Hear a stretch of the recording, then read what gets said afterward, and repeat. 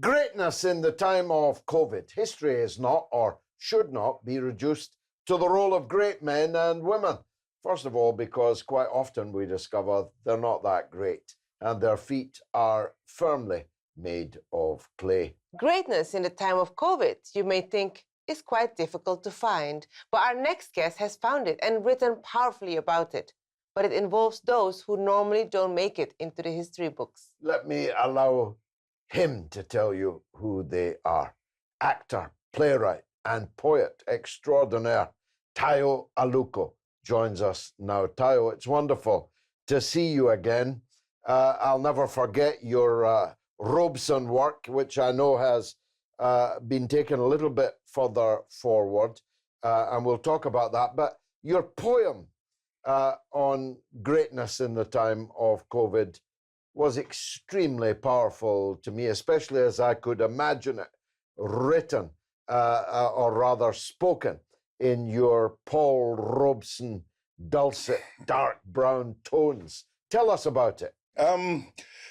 When COVID hit, I was particularly irritated by the way both Boris Johnson and the 45th President of the United States, whose name I try never to pronounce, were going You about... might be coming back, Tayo. You might have to. He might be the 47th. I know. How they were going on about how there was nothing to worry about because we'll get over this because we are great. Our history is great. We had these great empires. And a line just appeared, just came to me. The empire has no clothes. And I thought I'm going to write something about that. I don't know what it's going to be, whether it's going to be an essay. And it ended up being the last line of a poem, which I titled Greatness in a Time of COVID.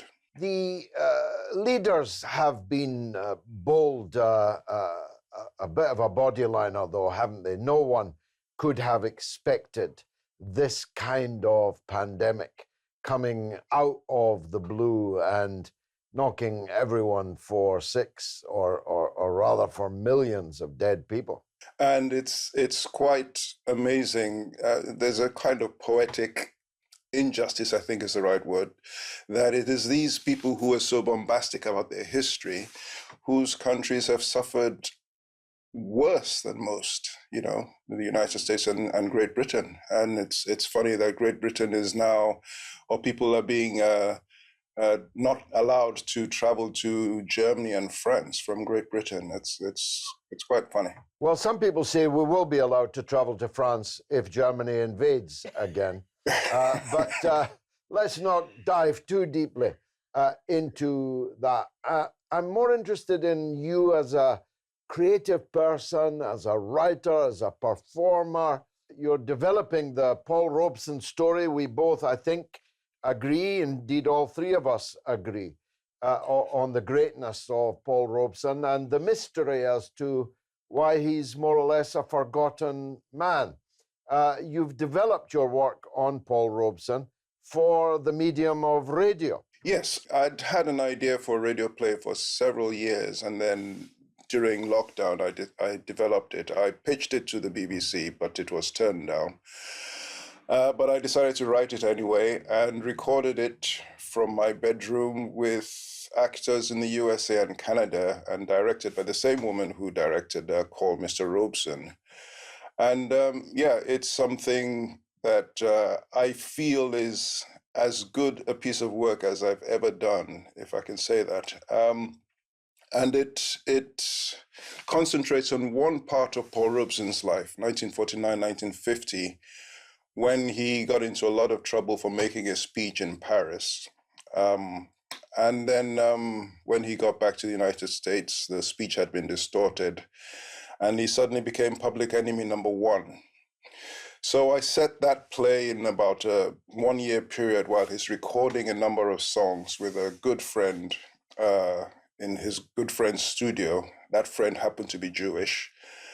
And the anti-Semitism that was going on in the United States then, which was real anti-Semitism as compared to what people call alleged anti-Semitism, was probably as serious as the anti-Black and anti-communism going on then. So the play deals with all those three issues. And I think it's one that I like to share, which I'm sharing from my Zoom room on the 2nd of January. This nexus that you describe of anti-communism, anti-Black racism, and anti-Semitism was a real thing. It's not really remembered now. People know that anti-Semitism has been around for centuries, millennia, in fact, and they know, perhaps not as much as they should, but they know about anti-Black racism in the United States, and they know about anti-communism, but they don't know about that period when all three of those things came together with Paul Robeson as the #1 whipping boy. Exactly. Paul Robeson, he'd been probably the most popular American alive in his time in the 1930s and 40s. But his politics, his socialism, was always troubling. And while, the relations between the US and the Soviet Union had been good up until when the Cold War started, and he refused to join in the condemnation of the Soviet Union, and he became more and more out of step, out of sync with the literati. And the establishment, because he was so popular, would make some devastating speeches from the stages in front of huge audiences. They were looking for an opportunity to bring him down. And this speech in Paris was the opportunity. But his wife was Jewish. His son married a Jewish woman. He spoke Yiddish and Hebrew, Paul Robeson did, taught to him by his father. So he was very much a lover of Jewish people and religion and culture. He had loved the Soviet Union and socialism, communism. And his art, which was so popular, but the mixture of all three, when the general population were actually anti all those things, it was devastating. And the concerts that he did at Peekskill in August and September 1949 marked the beginning of the end of his commercial career. And it's I think of that time, August and September 1949, as the most dangerous period in modern American history that nobody knows or talks about, or too few people. As you describe it, I can't understand why the BBC turned it down. Can you? Probably a bit too sensitive at the time that I sent it to them, because that was the height of the alleged anti-Semitism in the Labour Party.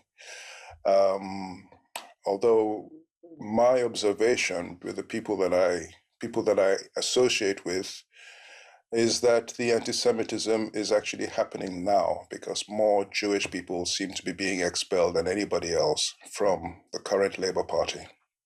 Well, anti-Semitism has always been and is a real thing. It's a thing on the left as well as on the right. We all know about its history on the right, but it's undoubtedly true that some anti-capitalism, particularly anti-finance capitalism, has morphed in a very ugly way into anti-Semitism.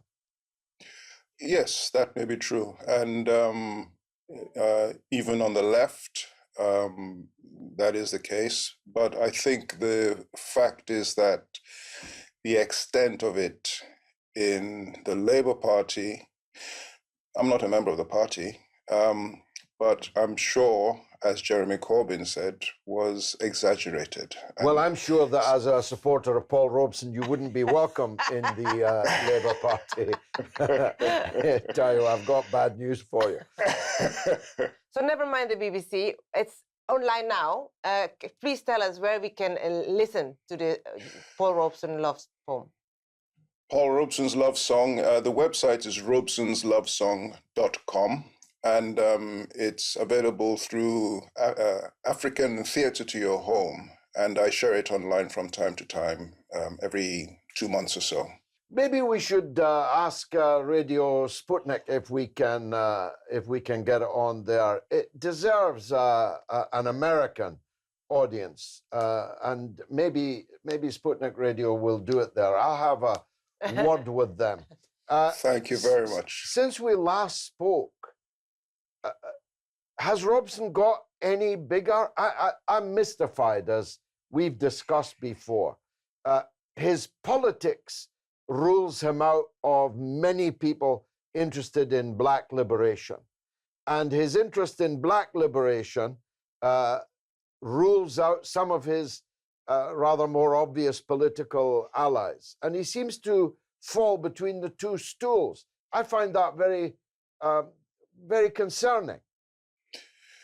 It is. I just see it as a deliberate policy of the powers that be they in the media or wherever, to keep people like that out of public consciousness, because he represents an internationalism that was ahead of its time then and seems even to be ahead of its time even now.